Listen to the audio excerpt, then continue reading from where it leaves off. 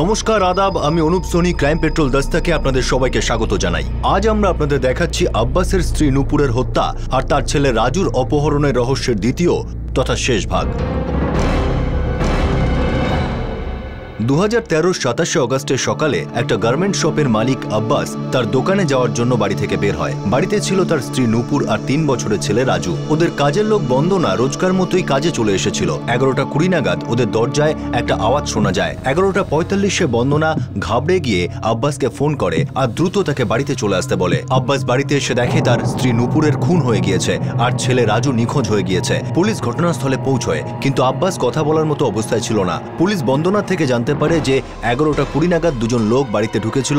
একজন বন্দনার গলায় ছুরি ধরে আর অন্যজন নূপুরের ঘরে চলে যায়। বন্দনা শুধু এটুকুই দেখে যে ওই দুষ্কৃতী যখন ঘর থেকে বার হয় তখন তার এক হাতে রাজু চাদরে মোড়া ছিল আর দ্বিতীয় হাতে ছিল ক্যাশ আর জুয়েলারি। তারপর ওই দুই ব্যক্তি বাইরের ঘরের ড্রয়ার থেকে অনেকগুলো মোবাইল ফোন বার করে আর যেতে যেতে বলে যায় যে আব্বাসকে বলে দিতে যে যদি রাজুকে জীবন্ত চায় তাহলে যেন 25 লাখ টাকার ব্যবস্থা করে।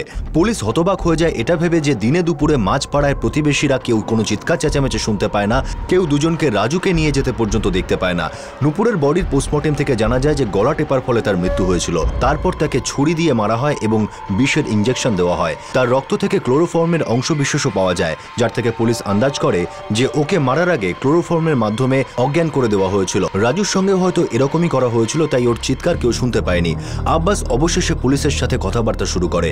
শোকার্ত আব্বাসের থেকে পুলিশ বেশি কিছু জানতে পারে না। আব্বাস জানায় যে কয়েক মাস আগে ওর মোবাইল রিপেয়ার শপ ছিল, সেই জন্য ওর বাড়িতে এত পুরনো মোবাইল রাখা ছিল।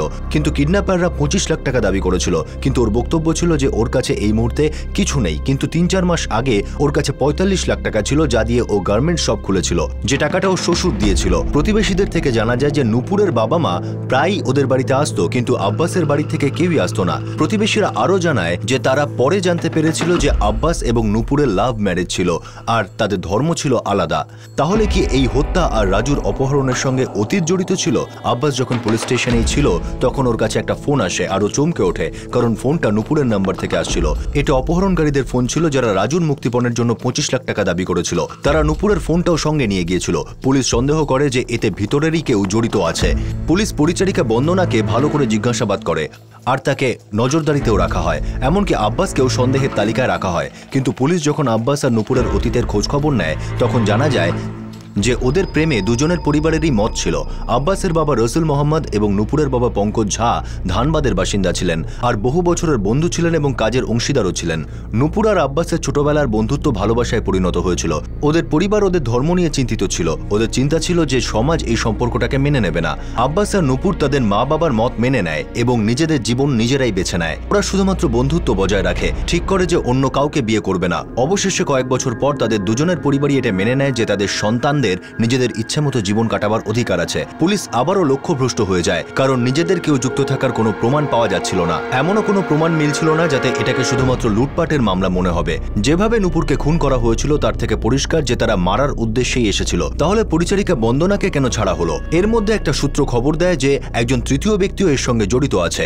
দুজন আততায়ীকে একজন কার্পেন্টার শনাক্ত করতে পেরেছিল, কারণ তাদের সাথে সে পথে ধাক্কা খায়। তার বক্তব্য অনুযায়ী ওরা বাইকে একজন তৃতীয় ব্যক্তির সঙ্গে ছিল। ওরা 3 জন এরপর একটি পানের দোকানে গিয়ে পৌঁছয়, যার কাছে সেই হেলমেট পরা তৃতীয় ব্যক্তিটির খবর ছিল। সেই পানওয়ালা পুলিশকে জানায় যে ওই তৃতীয় ব্যক্তিটি নূপুর মোবাইল রিপেয়ার শপে কাজ করত, কিন্তু সে তার নাম জানে না। আর ওরা যখন বাচ্চাটাকে বেডশিটে জড়িয়ে নিয়ে যাচ্ছিল সে তখন আন্দাজও করতে পারেনি এরকম কিছু হতে পারে। এবার তারপর আব্বাসের দোকানে কাজ করত। স্যার নিচে ওয়েট করছিল, ওপরে ওঠেনি। বন্দনা বলেছিল যে ছেলে দুটোকে আগে দেখেনি। সাহেব আমি জানি না ওরা কারা। আর আব্বাস বলেছিল যে ওর কখনোই কোনো ওয়ার্কারের সঙ্গে ঝামেলা হয়নি। সবার সঙ্গে ভালো সম্পর্ক ছিল, সবাই ভালো কাজ করতো স্যার। মনে হচ্ছে সব খুব ভেবেচিন্তেই করা হয়েছে। ওদের উদ্দেশ্যটা পরিষ্কার, এটা এমনি লুটপাটের মামলা নয়। এবার ওই বাচ্চাটার জন্য খুব চিন্তা হচ্ছে। শিবরাজ আর মনোজ দুজনেই আমার মোবাইল শপে কাজ করতো স্যার। তোমার কাছে ওদের ফটো আছে? ফটো তো নেই স্যার, কিন্তু আমার মোবাইলে দোকানের কয়েকটা ছবি আছে, সেগুলোর মধ্যে ওদের ছবি তো থাকবেই স্যার। তোমার মোবাইলে?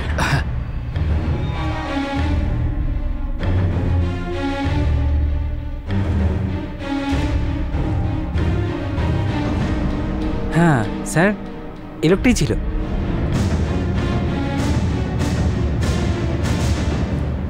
শিবরাজ? না স্যার, আমার তো কখনো ওর সঙ্গে ঝগড়া হয়নি, মনোজের সঙ্গেও কখনো ঝগড়া হয়নি। ওরা তো আমাদের ফ্যামিলি মেম্বারের মতো ছিল। নূপুর আর রাজু ওদের খুব ভালোবাসতো, বাড়িতে যাতায়াত ছিল। এই দেখো রাজু প্লেনে চড়ে বুস করে উড়ে গেল। শিবরাজ, তোমার আর মনোজের দুজনের খাবার এটাতে আছে, খেয়ে নিও। হ্যাঁ বৌদি। লজ্জা পেও না। বাই রাজু। ও বেশ কয়েকবার আমার বাড়িতে এসেছিল, বেশিরভাগ সময় টিফিন নিতে ওই যেত। শিবরাজ আর মনোজের মোবাইল নাম্বার বলো।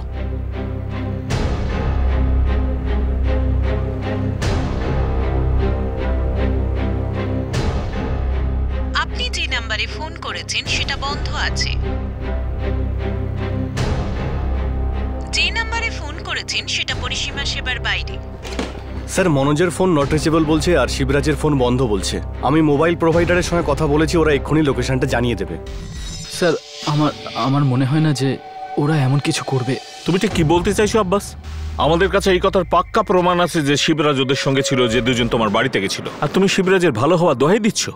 তুমি বলতে কি চাইছো? আমি তো এটাই বলতে চাই স্যার, আমার বাচ্চার প্রাণের ঝুঁকি রয়েছে, আমি আমার বাচ্চাকে চাই। তো তোমার কি মনে হয় আমরা ঘুমোচ্ছি?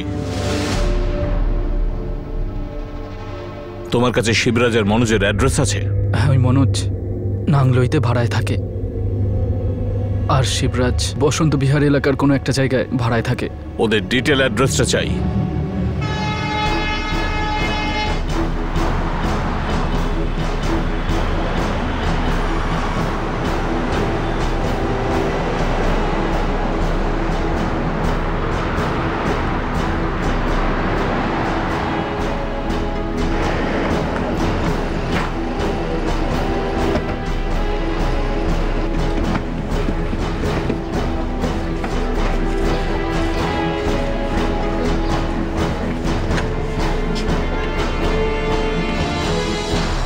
অনেকদিনই মনোজকে দেখতে পাইনি। কপিল হয়তো জানে। কে কপিল? মনোজের সঙ্গে রুমে থাকতো। কোথায় পাবো ওকে? এই তো পাশের রেস্টুরেন্টই কাজ করে। কোন রেস্টুরেন্টে?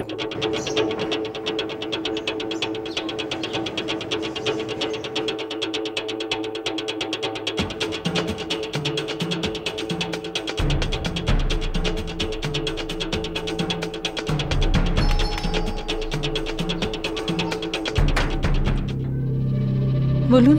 শিবরাজ এখানেই থাকে? হ্যাঁ। কোথায় ও? জানি না, কয়েকদিন ধরে দেখিনি। কে বলতে পারবে? আপনি আমানত ভাইকে জিজ্ঞেস করুন, উনি ওই বাড়িটার মালিক। কোথায় থাকে সে? দুটো বাড়ি ছেড়ে কোনার মাথাটায়।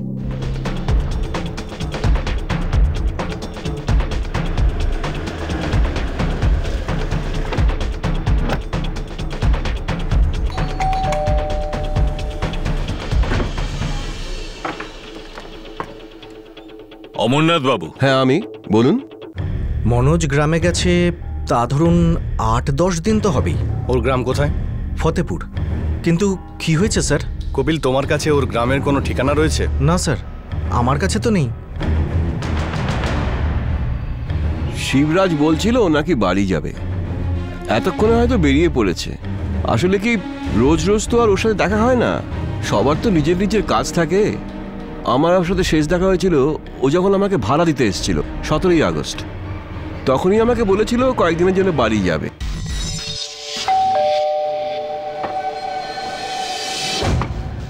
আরে শিবরাজ যে, এসো। নমস্কার কাকা, কেমন আছেন? খুব ভালো আছি, এসো এসো এসো। এই আপনার ভাড়াটা। আরে ভেতরে তো এসো, একটু চা খেয়ে যাও। আরে না না কাকা, অন্য সময় আসবো, এখন খুব তাড়া আছে। বিজনোরে বাড়িতে যাচ্ছি, ওখানে কিছু কাজ আছে, 2 মাসের মধ্যেই ফিরে আসবো। এতদিনের জন্য? হ্যাঁ কাকা, এখানে কাজ চলে গেল, ওখানে একটা কাজের আশা আছে, দেখি যাই ওখানে কি হয়। তবে হ্যাঁ, ফিরে এসে 2 মাসের ভাড়া একসঙ্গে দিয়ে দেবো, ঠিক আছে? আচ্ছা ঠিক আছে ঠিক আছে। ব্যাস এই কথাই হয়েছিল আমার সাথে। ওর বাড়ির ঠিকানা আছে আপনার কাছে? হ্যাঁ, এগ্রিমেন্টে লেখা আছে, আমি এনে দেখাচ্ছি।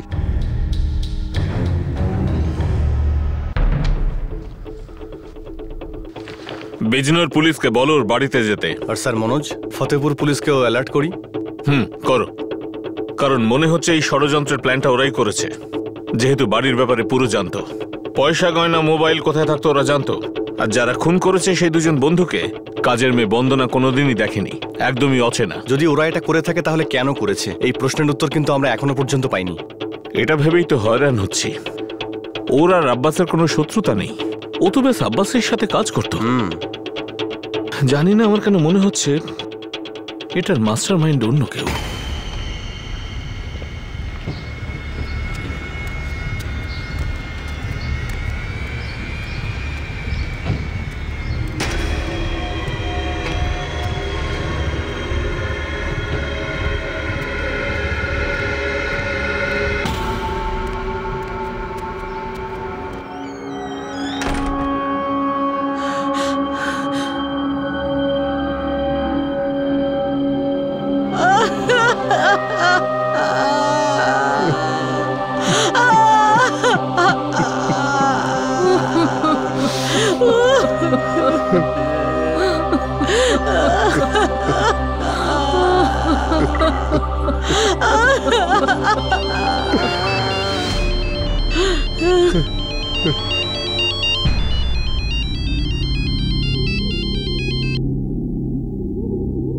হ্যালো, টাকা রেডি আছে? কে বলছেন? কোথায় আমার ছেলে? 25 লাখ টাকা রেডি আছে। দেখুন, আপনার যা চাই আপনি নিয়ে নিন, আমি আমার ছেলেকে ফেরত চাই ব্যাস। তুই টাকা রেডি রাখ, আমি আবার ফোন করছি। Hello hello hello.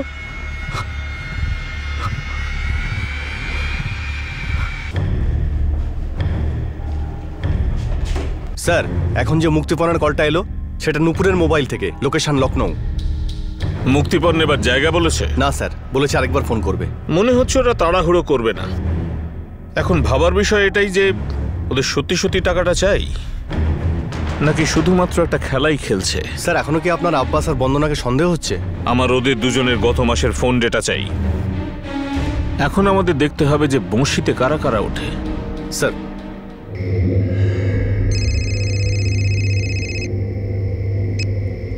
Hello hello Kapil, Manoj বলছি রে ভাই।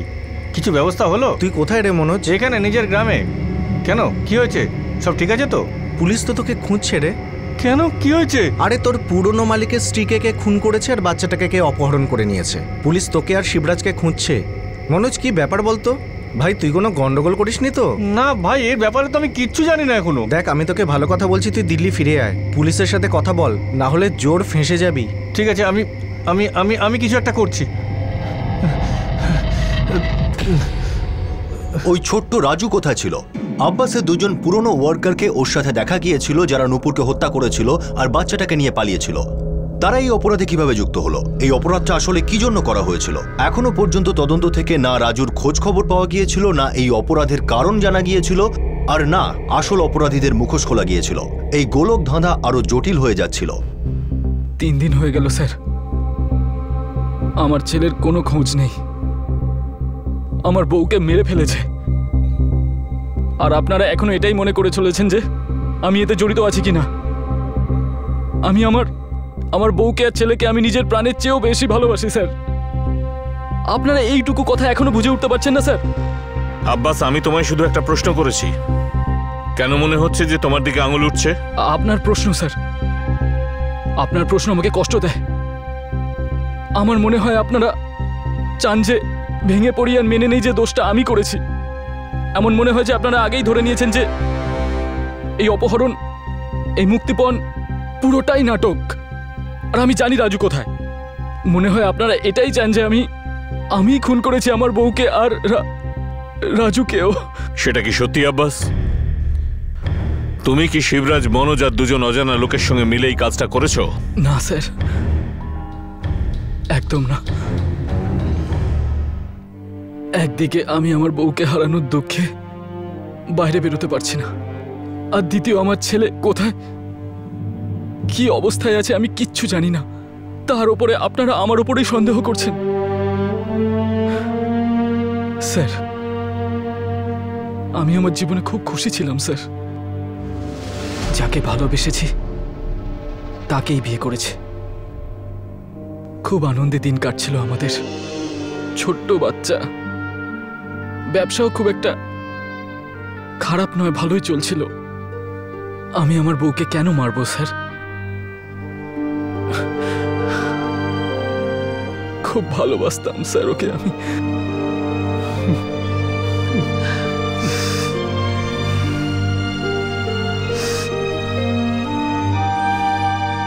ওদের বিয়ের পর গত 4 বছরে আমি নূপুরকে হয়তো একবারই দেখেছি।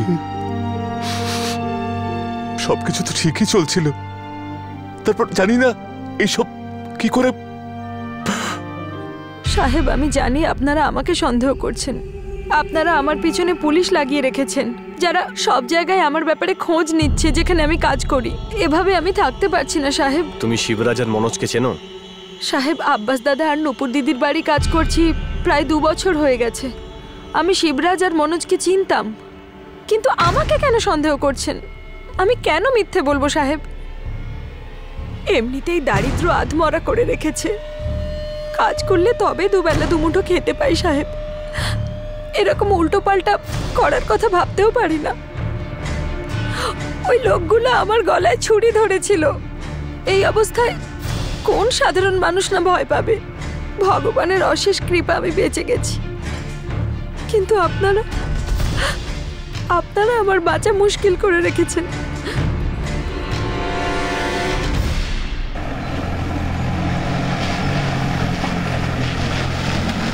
স্যার, আমি মিথ্যে কেন বলবো স্যার?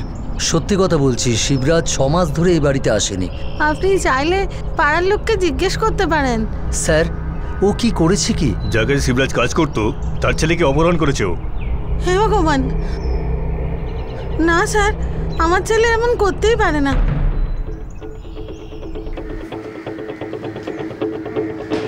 স্যার, বিজনোরে শিবরাজের বাড়ির আশেপাশে নজর রাখা হচ্ছে, কিন্তু ও এখনো বাড়ি ফেরেনি আর ওর মোবাইলও বন্ধ রয়েছে। আর স্যার, বন্দনা মনে হচ্ছে এর মধ্যে জড়িত নেই। আর স্যার, আব্বাস 4 মাস আগে শিবরাজকে ফোন করেছিল যখন ও নিজের মোবাইলের দোকান বন্ধ করে দেয়। তাহলে আমরা কি বেকার আব্বাস আর বন্দনাকে সন্দেহ করছি? তার মানে পুরো খেলাটাই শিবরাজ আর মনোজই খেলেছে। স্যার, আরেকটা কথা হলো, আব্বাস যখন নিজের মোবাইলের দোকান বন্ধ করে গার্মেন্ট শপ খোলে তখন ও শ্বশুর ওকে 45 লাখ টাকা দিয়েছিল। আর পরে এটা জানা যায় যে ওর বাবারও সমান সমান কন্ট্রিবিউশন ছিল। হয়তো শিবরাজ আর মনোজ এ সব কিছুই জানতো আর ওদের মনে লোভ জন্মেছিল। শুধুমাত্র লোভই কি এই অপরাধের পিছনের কারণ ছিল? কেউ কি নিজের রাগ আর লোভের জন্য কোনো নিষ্পাপ মহিলাকে খুন করতে পারে, আর তাও তাকে মেরে ফেলার সম্পূর্ণ পরিকল্পনা করে গলা টিপে তাকে ছুরি দিয়ে মেরে বিষের ইঞ্জেকশন দিয়ে যাতে বেঁচে থাকার কোনো রকম সম্ভাবনাই না থাকে?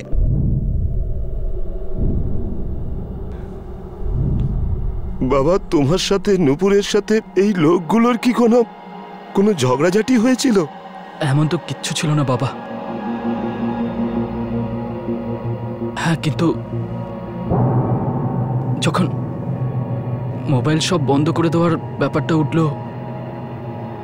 তখন এরা খুব চিন্তিত হয়ে পড়েছিল। আরে আব্বাস ভাই, এরকম হঠাৎ করে? আরে হঠাৎ করে নয় শিবরাজ, অনেকদিন থেকেই ভাবছিলাম। তুমি জানোই তো আমার একটা ছেলে রয়েছে, ওর ফিউচারের ব্যাপারটাও তো আমাকেই ভাবতে হবে না? এই ব্যবসায় তো খুব একটা লাভ নেই, আর এমনিতেও দিল্লিতে বাচ্চা মানুষ করা খুব সহজ কথা তো নয়। আব্বাস ভাই, আপনি 1 সপ্তাহের মধ্যে দোকান বন্ধ করে দেবেন নাকি? হ্যাঁ মনোজ, আসলে মনোজ এতে আমার লাভ কম হচ্ছে, ক্ষতি বেশি হচ্ছে। তো কোথায় খুলছো নতুন দোকান? এই পাশেই নতুন একটা দোকান ভাড়ায় নিয়েছি, আর একটা বড় কোম্পানি থেকে অর্ডারও পেয়ে গেছি আমি। ও, তো সব আগে থেকেই ঠিক ছিল? প্রথম থেকেই আমি ভেবে রেখেছিলাম, টাকা ছিল না বলে বিজনেস করতে পারিনি। তারপর নূপুরের বাবা টাকা দিয়ে দিল, তো এখন। আব্বাস ভাই, শুরু থেকে আমাকেও বলতে পারতে তুমি। তোমাদের বললামই তো, আগে সব ঠিকঠাক হবে তারপরেই তো জানাবো না? আব্বাস ভাই, তুমি যখন আগে থেকে এত ভাবছিলে তখন আমাকেও বলতে পারতে যে তুমি দোকানটা বন্ধ করে দেবে। আব্বাস ভাই, আপনার কাপড়ের দোকানে আমাদেরও কোনো কাজ দিয়ে দিন না। তাই দাও না ইয়ার, তোমরা দুজন তো মোবাইলের লাইনে কাজ করো, তোমরা কাপড়ের ব্যবসা সম্বন্ধে কি বুঝবে? আর এমনিতেও 2জন লোক আমি রেখেছি আমার দোকানে। আরে মোবাইলের মার্কেট খুব বড়, কোথাও না কোথাও তোমরা চাকরি পেয়ে যাবে, টেনশন করো না, ঠিক আছে? শিবরাজ একটু রেগে গেছিল ঠিকই, যে আমি ওকে আগে কেন বলিনি, কিন্তু রাগের মাথায় ও এমন করবে আমার বিশ্বাস হয় না।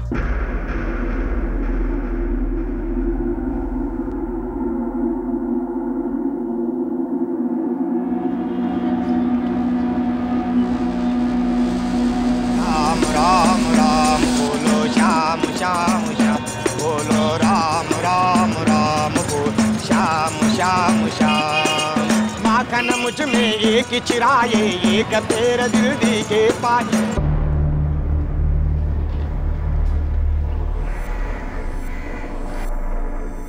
শিবরাজ কোথায়? আমি কিচ্ছু জানি না স্যার। প্রায় 3.5 মাস আগে ওর সঙ্গে আমার লাস্ট দেখা হয়, আব্বাস ভাইয়ের দোকান বন্ধ হওয়ার পর। দিব্যি করে বলছি স্যার, আমি এসব ব্যাপারের কিচ্ছু জানি না। আর এই কথাটা বলার জন্যই আমি সোজা গ্রাম থেকে এখানে এসে পৌঁছেছি। যখন আমি জানতে পারলাম যে আপনারা আমাকে খুঁজছেন। এসব শিবরাজ রাগের মাথায় করেছে নাকি অন্য ব্যাপার আছে? Welcome to Biten world. How may I assist you? নতুন ফ্ল্যাটের জন্য একটা স্ট্যান্ড ফ্যান আর কুলার নেব। এই পচা গরম থেকে একটু স্বস্তি চাই। বাজার চলতে সব ব্র্যান্ড তো আর ভরসাযোগ্য নয়। তার জন্য তো আমাদের ফ্যান আছে, all purpose bullet table fan, ceiling fan. আমাদের সিলিং ফ্যান কিন্তু 30 মাসের ওয়ারেন্টি সহ পাওয়া যায়। আছে ফারাটা 2 বছরের ওয়ারেন্টি, 17 থেকে 20 মিটার এয়ার ফ্লো, মধ্যবিত্তের সাধ্যের মধ্যে একমাত্র ভরসাযোগ্য ব্র্যান্ড বিটেন। আমাদের কুলারের কিন্তু অনেক range, 45 litres, 50 litres, 70 litres, 90 litres, 110 litres. Honeycomb সহযোগে বিটেনের সব কুলারের ওয়ারেন্টি 1 বছর। চেনা হাওয়ায় অচেনা অনুভূতির জন্য একমাত্র আদর্শ বিটেন। গরমে স্বস্তি পেতে বিটেনের ফ্যান হোক বা কুলার আজই আনুন বাড়িতে। Beaten, digitally years.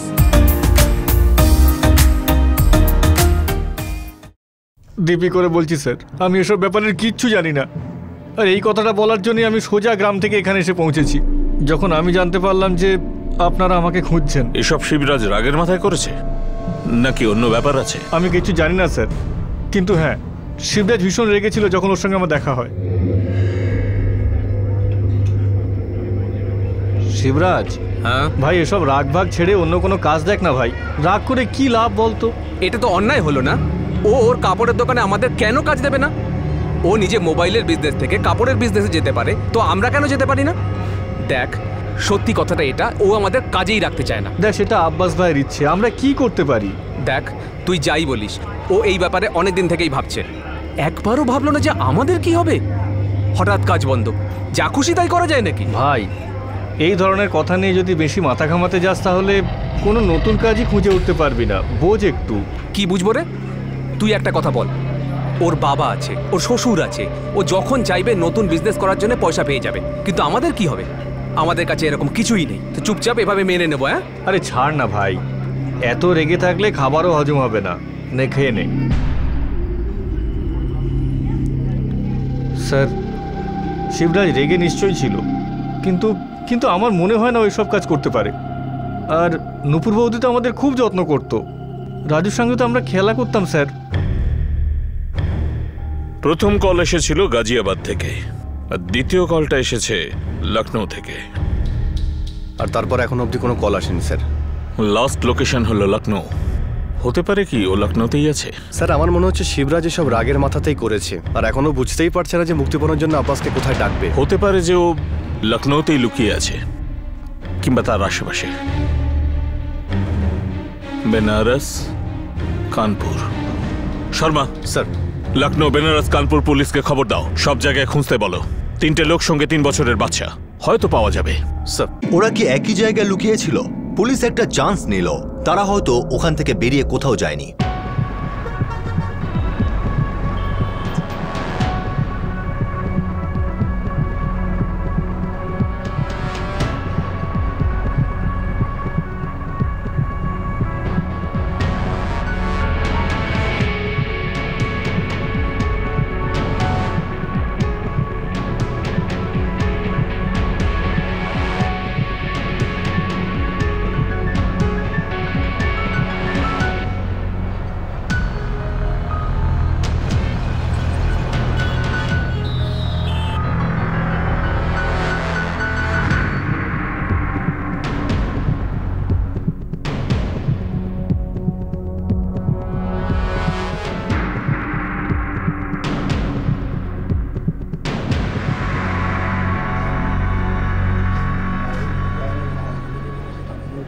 স্যার, 4 দিন হয়ে গেল স্যার, রাজুর মুক্তিপণ নিয়ে কোনো ফোন আসেনি। আমার খুব চিন্তা হচ্ছে স্যার। আব্বাস ওকে আমরা সব জায়গায় খুঁজি, যেখানে যেখানে থাকতে পারি। শিবরাজের বিজনরের বাড়িতেও নজর রাখা হয়েছে। বাকি দুজনের ব্যাপারে আমরা কিছুই জানি না, কিন্তু পুরো চেষ্টা চলছে। বাচ্চাটার চিন্তা আমাদেরও আছে আব্বাস।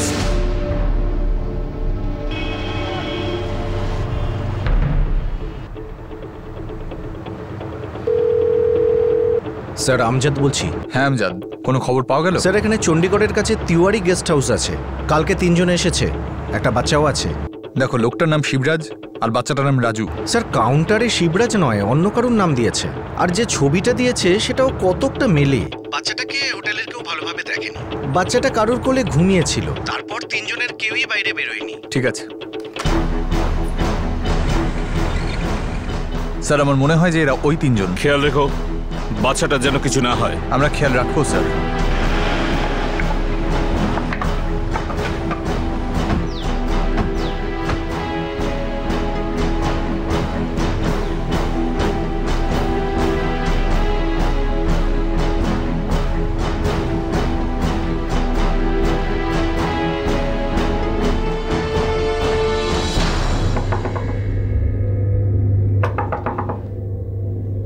কে সাহেব, ঘর পরিষ্কার করতে এসেছি। আরে দরকার নেই এখন।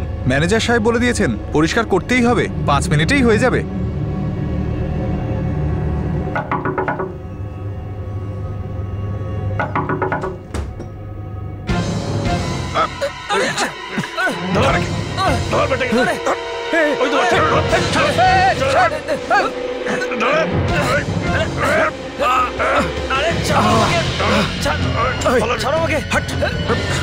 মেরে দেবো কিন্তু।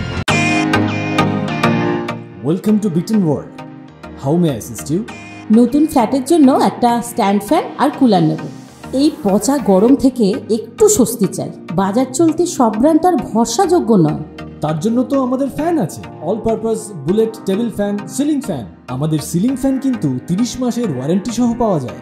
আছে ফারাটা 2 বছরের ওয়ারেন্টি, 17 থেকে 20 মিটার এয়ার ফ্লো। মধ্যবিত্তের সাধ্যের মধ্যে একমাত্র ভরসাযোগ্য ব্র্যান্ড বিটেন। আমাদের কুলারের কিন্তু অনেক range, 45 litres, 50 litres, 70 litres, 90 litres, 110 litres. Honeycomb সহযোগে বিটেনের সব কুলারের ওয়ারেন্টি 1 বছর। চেনা হাওয়ায় অচেনা অনুভূতির জন্য একমাত্র আদর্শ বিটেন। গরমে স্বস্তি পেতে বিটেনের ফ্যান হোক বা কুলার, আজই আনুন বাড়িতে। Beaten, digitally yours.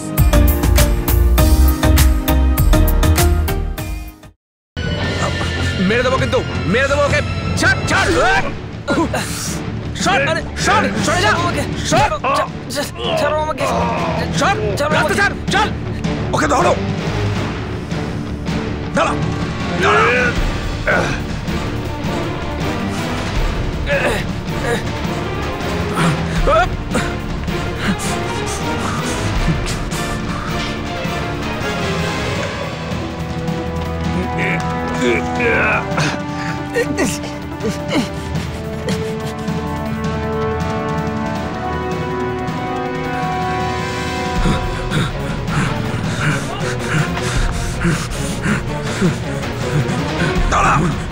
দাঁড়া বলছি। ওই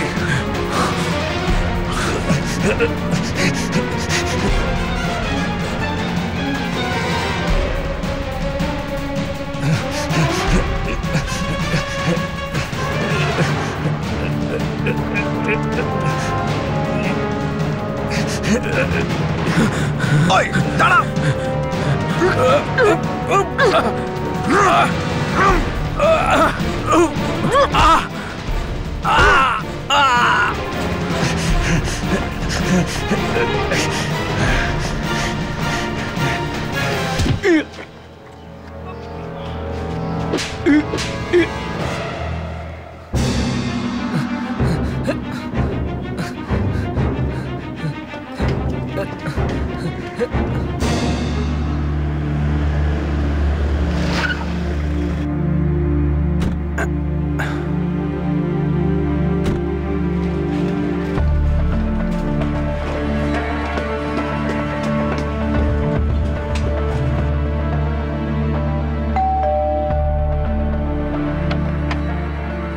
রাজুকে পাওয়া গেছে।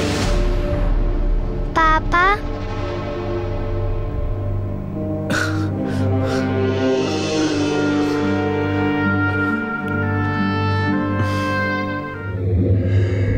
শিবরাজ আর তার 2 সাথী লালু আর অভিজিৎ ধরা পড়েছে। এই দুজনে মিলে নুপুরকে খুন করেছিল। শিবরাজ এমন কেন করলো স্যার? টাকার জন্য? হ্যাঁ, আমার খুব রাগ হয়েছিল স্যার। আমাদের কাছে কাজ ছিল না, ওর জন্যই আমাদের এরকম হাল হয়েছিল। ও চাইলে আমাদের বলতে পারতো, আমি দোকান বন্ধ করছি, তোমরা কাজ খুঁজে নাও। খুব সমস্যা হয় স্যার, যখন কাজ চলে যায়, রোজগার বন্ধ হয়ে যায়। আরে খাবার খাওয়ালি, মদ খাওয়ালি, বিজনগর থেকে দিল্লিতে এলাম, একদিন হয়ে গেছে, কিন্তু এখনো পর্যন্ত কি করতে হবে সেটা বললি না। আরে ছোটবেলার বন্ধু তোরা, আমি কি ডাকতে পারি না? কিন্তু এটা তো বল যে কাজটা কি? প্রতিশোধ, একটা প্রতিশোধ নিতে হবে। অনেক টাকা আছে, অনেক গয়নাও আছে, আর অনেক জিনিসও আছে ওর কাছে।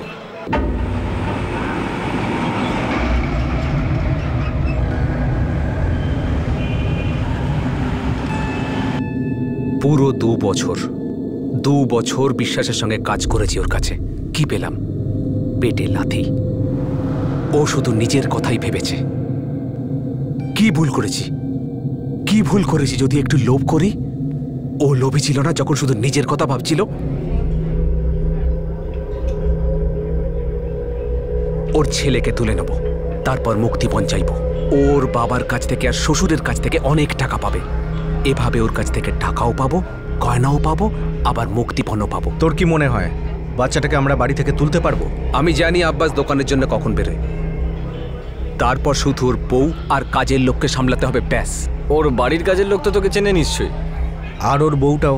আমি তোদের সঙ্গে নিচে পর্যন্ত যাব, কিন্তু বাড়ির ভেতর শুধু তোরাই যাবি, কারণ তোদেরকে বাড়ির কেউই চেনে না। আমি কিছুটা দূরে তোদের জন্য অপেক্ষা করব, কিন্তু হ্যাঁ, ওর বউকে সামলাস। ও চিৎকার করতে পারে, তাহলে তো ঝামেলা হতে পারে। তোদের দুজনকে ওকে চুপ করাতে হবে, ব্যাস। মানে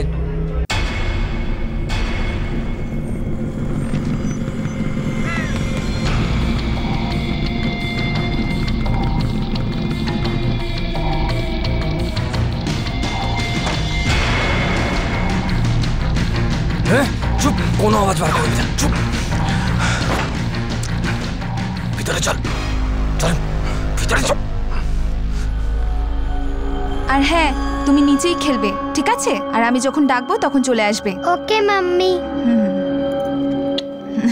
যাও। কে তুমি? রাজু, রাজু।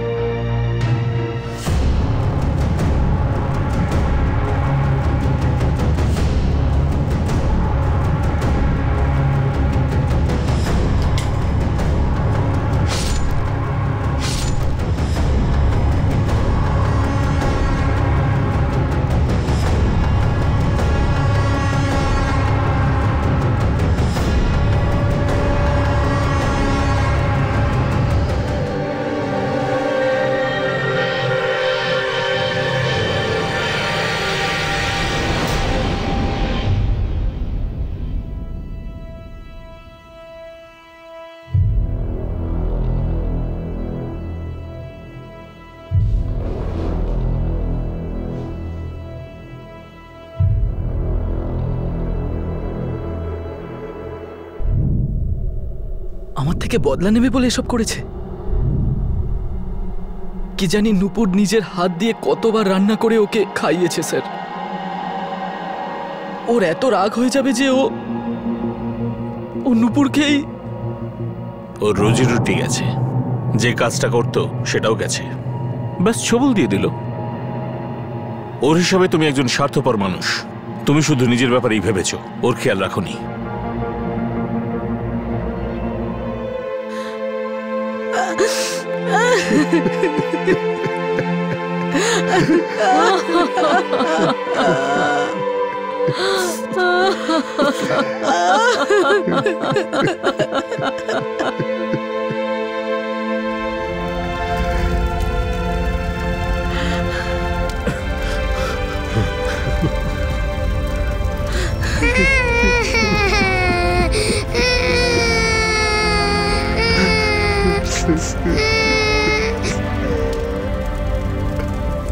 তিনজন অপরাধী এখন জুডিশিয়াল কাস্টাডিতে আছে আর পুলিশ চার্জশিট ফাইল করার প্রস্তুতি নিচ্ছে। শিবরাজের আব্বাসের উপর রাগ কি যথাযথ ছিল? বেকারত্বের জন্য সে যতই হতাশ বা দিশাহীন হয়ে যাক না কেন, কিন্তু একজন নিষ্পাপ মহিলাকে মেরে ও শেষমেশ কি পেল? আব্বাসের প্রতি যে ঘৃণা, যে রাগ ছিল, তাতে বাচ্চাটার কি দোষ ছিল? শিবরাজের অভিযোগ ছিল যে আব্বাস তার দোকান বন্ধ করার খবর কর্মচারীদের আগে থেকে দেয়নি। শিবরাজের রুজি রোজগার হঠাৎই বন্ধ হয়ে যায়, সেই সাথে মনোজেরও রোজগার চলে যায়। কিন্তু সে শিবরাজের পথ অনুসরণ করে না, বরং সে সেই সময়টাকে ব্যবহার করেছিল নতুন সুযোগ তৈরির, চাকরি খোঁজার আর নিজের বাড়ির লোকেদের সঙ্গে সময় কাটানোর জন্য। জীবনকে সে নতুনভাবে গড়ার চেষ্টা করেছিল। কখনো কখনো আমাদের উপর দুর্বলতা প্রভাব বিস্তার করে আর আমাদের ভালোটাকে মেরে দেয়। ব্যর্থতা মানে পড়ে যাওয়া নয়, বরং পড়ে গিয়ে ওঠার চেষ্টা না করাটার নামই আসলে ব্যর্থতা। যখন সহজলভ্য উপার্জনের টাকা ঘৃণার আগুনে পুড়ে ছাই হয়ে যায়, তখন কোনো মনোবাঞ্ছা পূর্ণ হয় না। বেশি পাওয়া লোভকে যদি সঠিক দিশা দেওয়া হয়, কিছু ভালো বা কিছু পজিটিভ দিক দেওয়া হয়, তাহলে তার প্রশংসাও হবে আর সেটিকে সঠিকও মানা হবে। লোভের আগুনকে যদি প্রথম থেকেই সামলানো না যায়, তাহলে সেটা পরে অপরাধের আগুন হয়ে যায়। শিবরাজ যদি তার এই শক্তিটাকে চাকরি খুঁজতে কাজে লাগাতো আর মন প্রাণ দিয়ে কাজ করত, তাহলে হয়তো আজ তার সামনে একটা উজ্জ্বল ভবিষ্যৎ থাকত। আপনাদের সাথে আবার দেখা হবে ক্রাইম পেট্রোল দেশ থেকে আরো একটা নতুন কেসের সঙ্গে। ততক্ষণ নিজের খেয়াল রাখবেন, সুরক্ষিত থাকবেন আর মনে রাখবেন, আমাদের সবার মধ্যেই ভালো দিকও আছে, খারাপ দিকও আছে, কিন্তু দরকার হলো আমরা সবসময় ভালো দিকটাকেই এগিয়ে নিয়ে যাব। জয় হিন্দ।